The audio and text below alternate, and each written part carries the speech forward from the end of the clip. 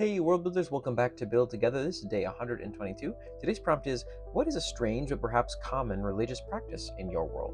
So I added a document called Traditions and Practices underneath a new folder underneath the religions, which I am calling General Populace, because I have a document on General Populace as general belief structure, sort of how people view gods and deities and more large-scale organized religion. And then I thought, okay, well, let's cover some traditional practices of them starting with this prompt. And the first one I've added to this document, Traditions and Practices of the General Populace, is Hurry the Heart.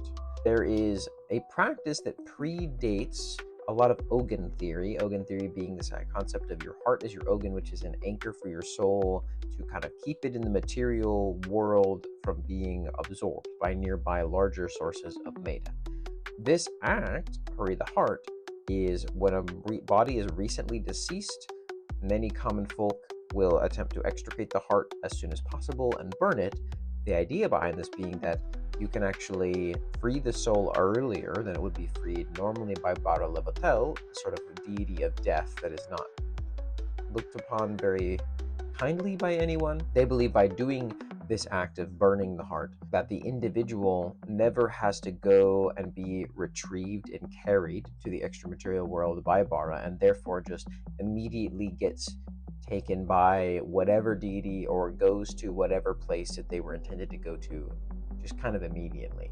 The timing varies from community to community. Some people are pretty sure that if it's been more than 10 pracs, which is effectively 24 hours, that like at this point it's too late. Bara would have already come and done the job. But sometimes there's some confusion and some argument if the circumstances around the death and the body are a little bit complicated or confusing. There are also some people who believe that there are some meta work and a number of new circles that can tell you whether or not the Ogun is still intact or the soul is still there.